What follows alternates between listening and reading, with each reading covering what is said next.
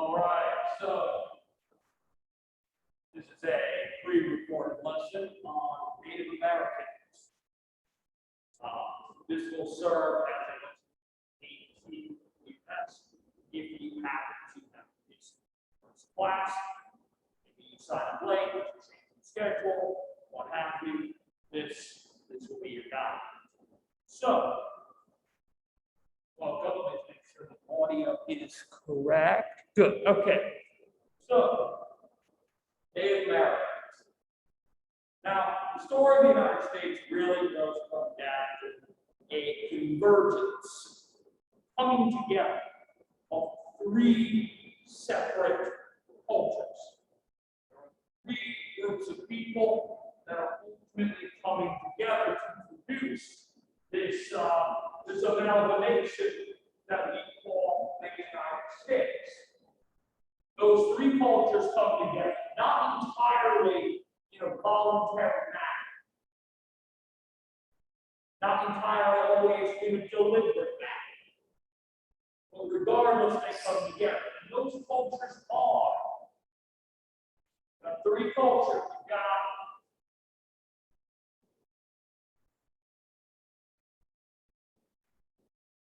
Europeans,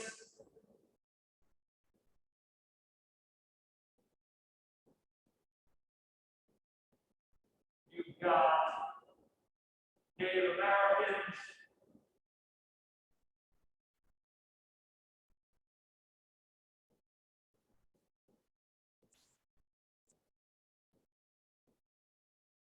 and you have the peoples of Africa.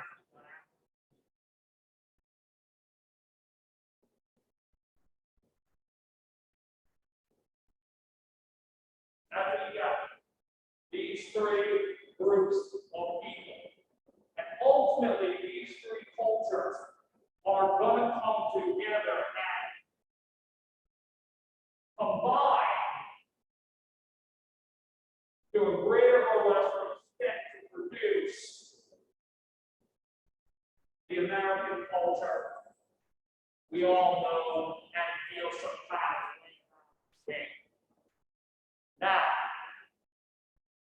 when I say they combine, I'm not mean to suggest that everybody sits around a campfire and listens to my eye. What I'm saying is that there are, within our modern culture, there are elements that came from Native America. There are elements that came from European colonizers, and there are elements that came from African peoples brought over here as slaves. So, before we can even begin to discuss the history of the United States, we have to first look at the three groups of people that are being brought together by the Columbian exchange. So, the best place to start, as they say, is at the beginning. So let's start with the Native Americans. Why? Because they are people that are already here on this particular landmass. When we get started, we're going to then talk next about European and African peoples, because they are the ones that come here later. So let's get familiarized with Native Americans. I'm correctly classified as well. All right.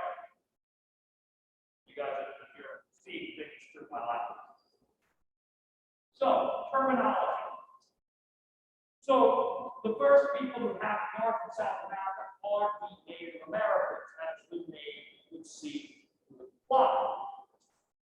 Now, first of all, let's be clear. That is a term that we have given them kind of after the fact. They don't mean after the fact since they're gone. There are numerous Native American cultures that are still existent today. But I mean that prior to the arrival of Europeans, most people living on this continent wouldn't have thought of themselves as one culture. There were a multitude of different nations, civilizations, etc., all living were separate nations. We have kind of collectively lumped them into this group of Native Americans. Now, the term Native American was introduced in the 1990s. So if you are looking at a textbook that is older than the 1990s, you may hear the term Indian used. This is the term the individuals, people that were originally inhabitants of this continent were called beginning with Christopher Columbus. Why? Because Columbus mistakenly believed that he and his men had reached the Indies. They had reached the islands of India. And that because of that, he believed that there were the Spice Islands and the East Indies. He actually thought mainland, he believed, if I remember correctly, that one of the islands was actually part of mainland India.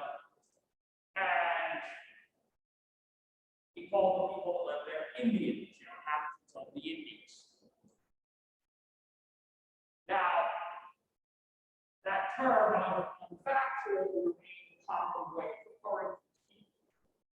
Some would also refer to the same people as American Indians. You might imagine this created a bit of confusion between, well, when I say Indian, am I referring to someone who is native to this continent, or am I referring to somebody from, the nation of India?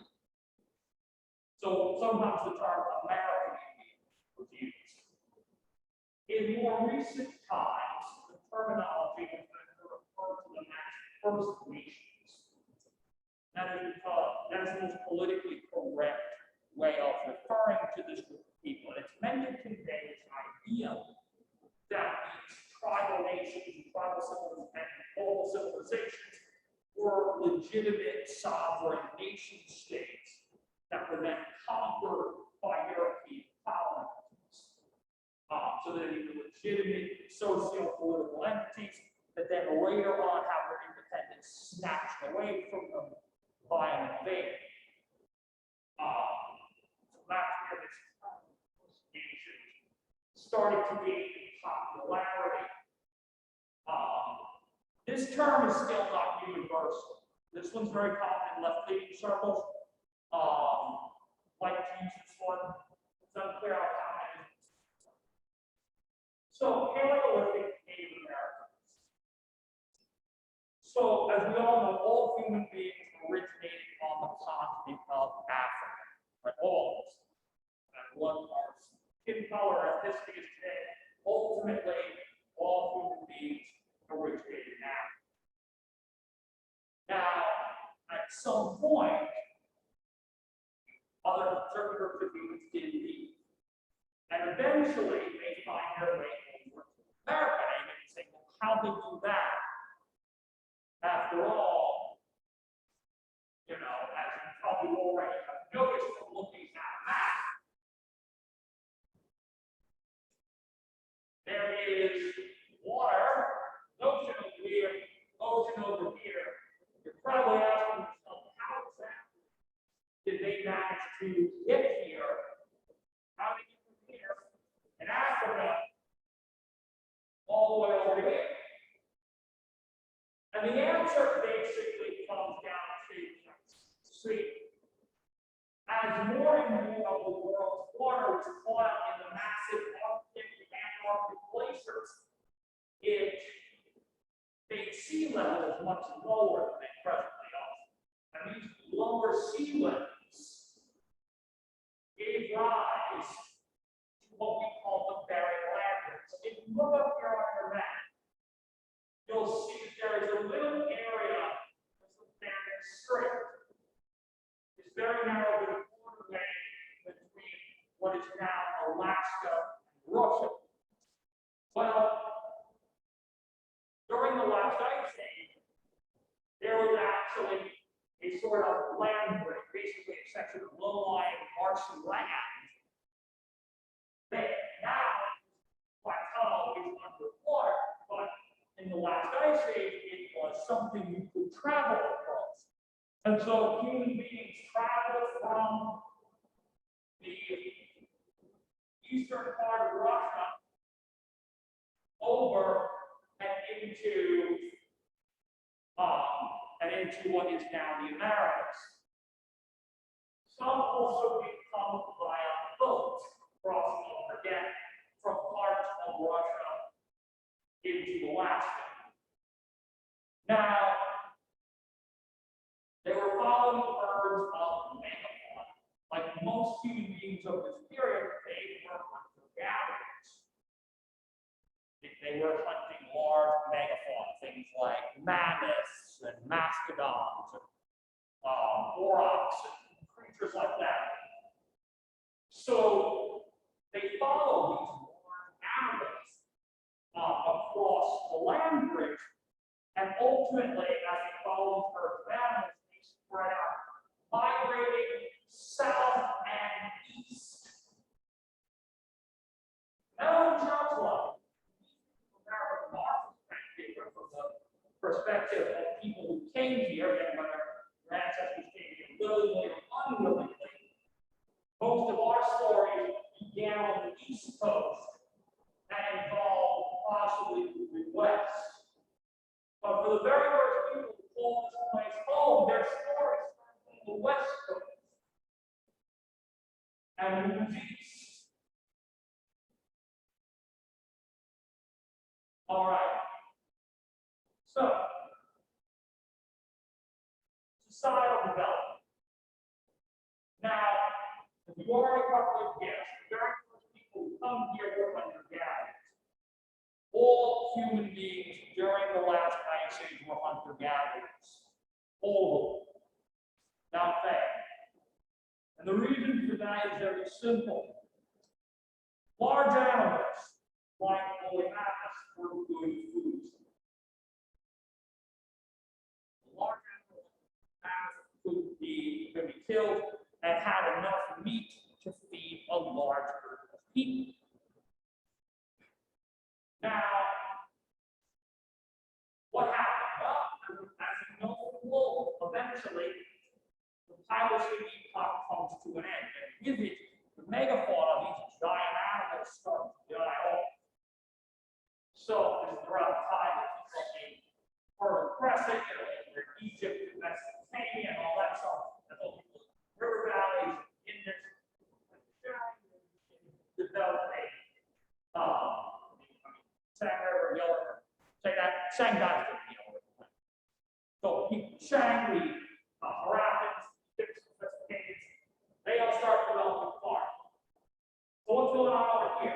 Well, it depends on where on the continent you are. See, some societies actually continue being nomadic hunter-gatherers. Why? Well, if you're on the Great Plains of the United States, guess what?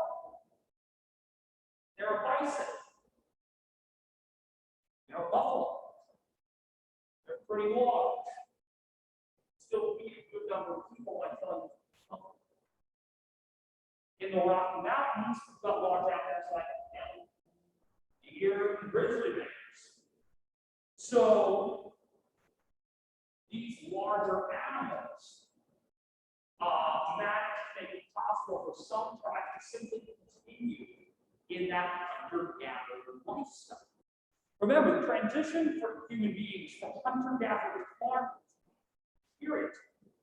Most early farmers were thinner, had more disease, and more broken bones, and tended to die younger than their hunter-gatherer patrons. This was not a transition you made, you didn't have to make it. So for those who didn't have to make it, they did. That was a good move for them. Now, other societies did settle and become agrarian, so they become farmers. A few even formed modern urban civilization. We are going to talk, there are 5 that we should talk about. The Aztecs, the Anasazi, the Mayans, the Inca, and the Mississippians. Mississippians are sometimes called the mound builders. Many others chose to settle in smaller villages. Now,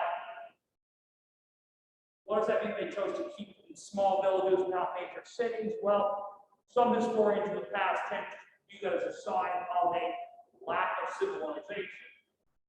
Now, personally, I don't really buy that, but that's partially because I'm really more of a country mouse than a city mouse. So that's probably a lot of it. So,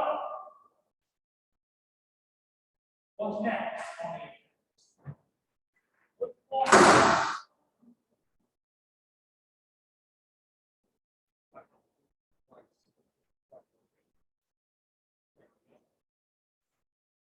let's talk about the Mayans.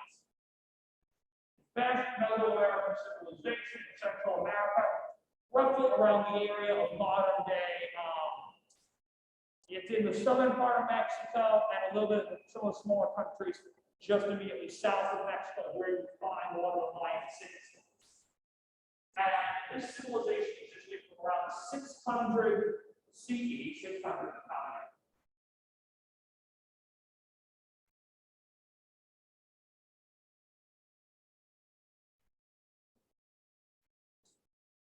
600 in the Common Era until 900 in the Common Era.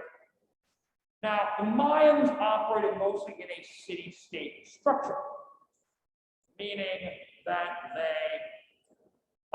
they were known for their, they weren't one central civilization, they had multiple communities. They built large step pyramids that were essential for various religious functions, including sacrifices. And ultimately, they become a well-known civilization. They also were expert astronomers and able to develop advanced solar calendars that could predict astronomical phenomena like eclipses, planetary movements, centuries in advance. Ultimately, though, the Mayan civilization does not survive. So why did the Mayans vanish as quickly as the slide about them on the board did? Well, the answer to that is a bit of a curious. Most believe that the fall of Mayans occurred largely due to the phenomenon of climate change. That as temperatures got warmer and the Mayans deforested large areas of the land they inhabited, this climate change eventually led to their ruin. Others have suggested internal struggles, internal power struggles between Mayan nobility. Let's everybody know. These are not mutually exclusive. It is not entirely unfeasible that as resources became scarce, people began to fight more over what resources. The Inca, that civilization began these mountains, they were known for their gold, silver mines. Great amount of the wealth of South America came from the Inca. They were also remarkable architects, known for building massive cities and buildings such as Machu Picchu that can defy earthquakes.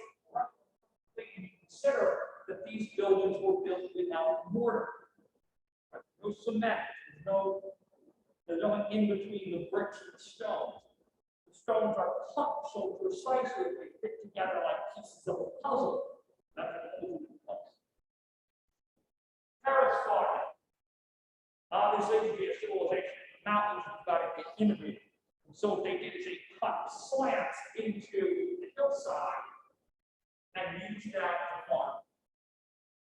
They also had an extensive road network connecting various imperial cities, not unlike the Roman Empire. And finally, they had a sort of knot-based record keeping. So you have a string with a series of knots in it, and that would record certain numbers, certain transactions that they kept track of saints. Now, one of the biggest questions that exists is this writing? is this a form of writing?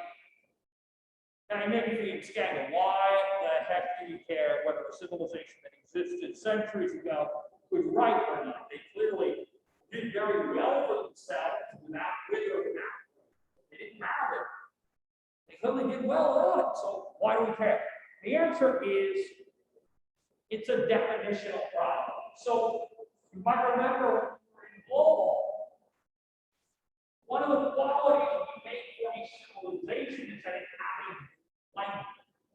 For a society to be considered a civilization, it has to have several things: specialization of labor, large urban centers, et cetera, et cetera. And one of them is a language. So if Indian record keeping is not writing, it can't really be said that the Inca were a civilization, or the Inca were a civilized people. Now, many natives of Peru and other pieces of the old Incan Empire contest that our definition of civilization is narrow, and that it specifically is a byproduct of either ethnocentrism, if not racism. Their argument is that, look, this definition of what a civilization is developed by white European archaeologists and anthropologists. And so it's going to have a body for what the nations of Europe did at that time, right? They looked around themselves and said, well, okay, we consider ourselves civilized, and what do we do? And then also what the societies that were important, that they perceived as important to them and their history. So they were looking at countries like Sumer, Akkad, Egypt, Greece, and Rome. And so this definition was based on that. So if you're looking at all of them and saying, oh, these are all ancient civilizations, what do they have in common? You get this definition. And so they argue, look, by rights, if India could produce a standard of living society that's on par with the Egyptians and the Romans and the Sumerians, then realistically they should be part of that group and we should change the definition so that it would obviously include them. And so they argue, look, whether it be for ethnocentrism or outright racism, we developed a definition in the past that didn't focus on by ignoring these pre-Columbian civilizations, and we need to change them. Some academics agree with it. Others argue that Peruvian scholars are blinded by nationalism, that they want so bad for the Inca to be a civilization because of the prestige. Right? They want to have ancient ancestors, ancient civilizations in their ancestors as a way of pumping up their modern nation greatness. The same way that many nations of the Middle East and Europe can look back fondly on the legacy of their ancient forebears, right? Italy still hasn't let go of the legacy of Rome yet. Egypt still very proud of Egypt. The Iraqi dictator Saddam Hussein rebuilt the ruins of Babylon. All right. You get the idea. Now, what about the Aztecs? They were an advanced civilization in modern-day Mexico. Now, Mexico City, the modern Mexico City, is built over the remains of the Aztec capital of Tenochtitlan. Probably butchering the pronunciation. Now, when you build a city in the middle of the lake, farming you might think would be a problem, not for the Aztecs.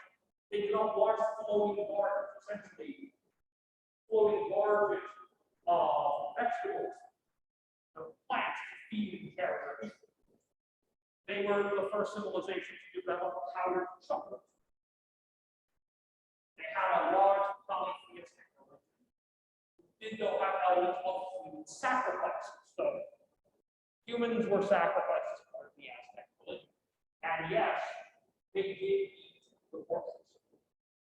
So an Aztec sacrifice, you would, the high priest would take the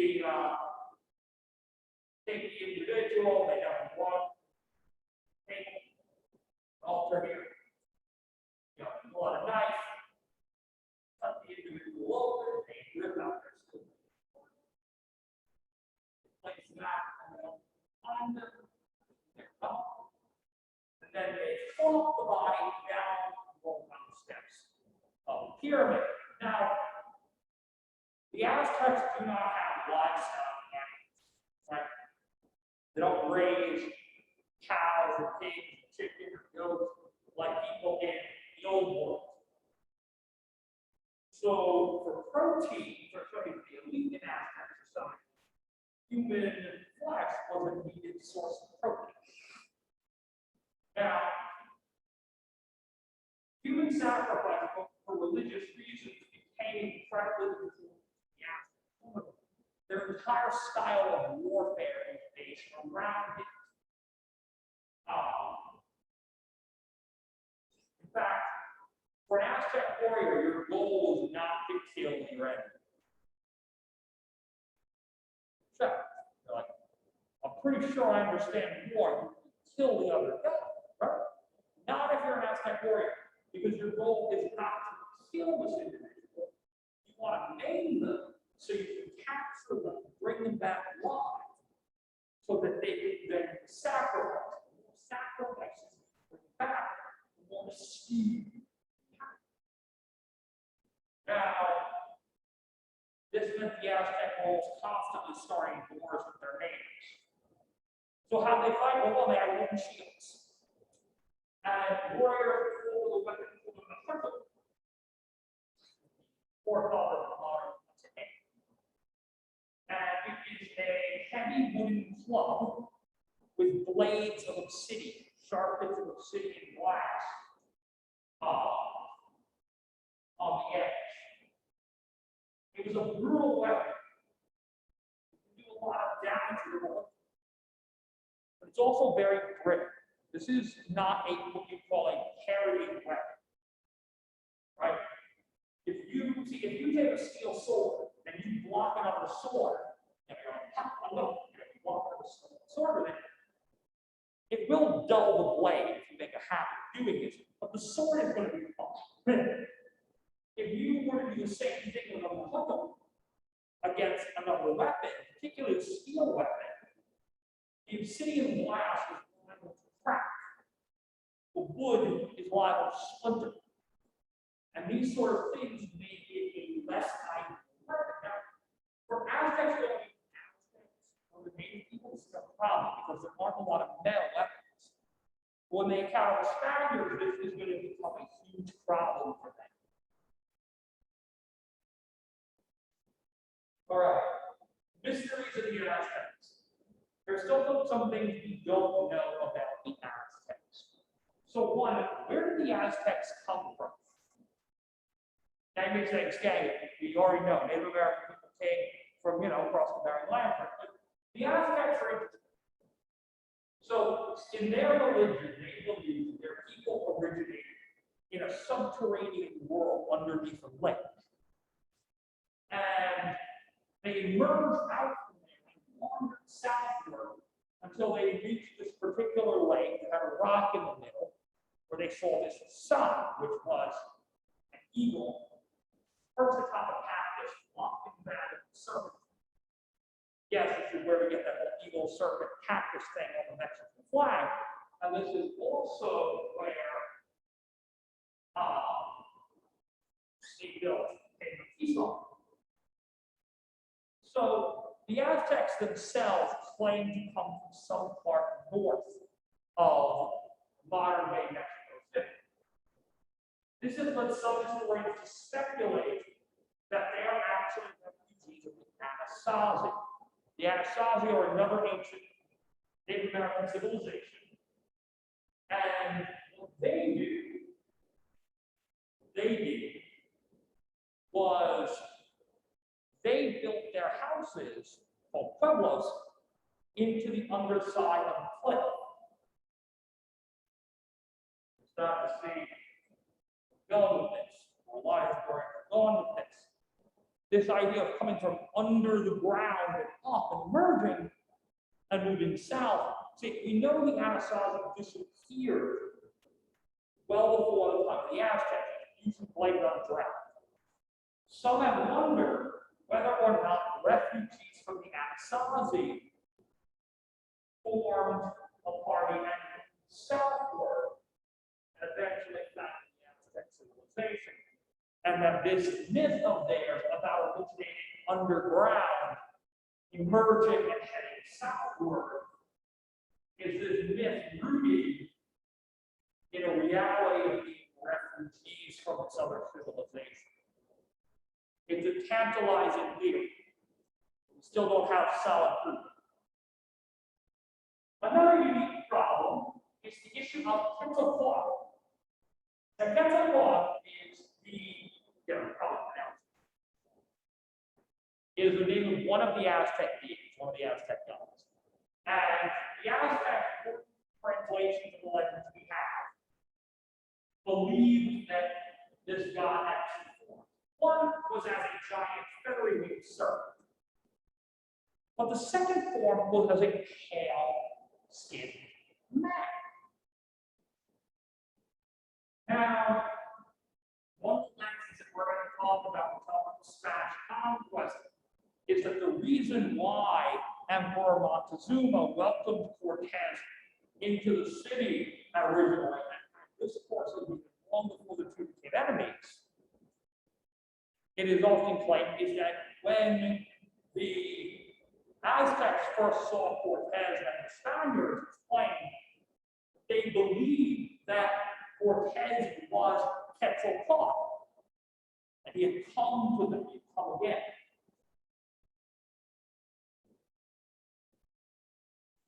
Is that true? Did they believe this? Some claim yes. Others say no, that's a myth. That's a legend propagated by their colonizers to make the natives seem simple, primitive, right? Oh, they were so taken with us. Advancements. You know, when they saw us, they mistook us for one of their gods. Right? It's very dramatic, right? It's also very, you know, you could argue a little bit ethnocentric. You might even believe in this, right? They're so primitive compared to them. When they see us, the first thing they think is, this must be our God. They're so much more advanced. Maybe. Well, maybe that's all this is. Just a self-aggrandizing myth created by colonizing people to play down the achievements of the people they conquered to portray themselves as positive, civilized people. Certainly possible. And so maybe this description of Quetzalcoatl as a white man was something added in by white translators when they were translating the Aztec myths. However, if they didn't, this leaves a couple of other interesting questions. So, was this an addition by Europeans? And if not, if the Aztecs didn't have a myth, in God, why? Or how? Now, one, you may say, now what is possible? It's just human imagination, right?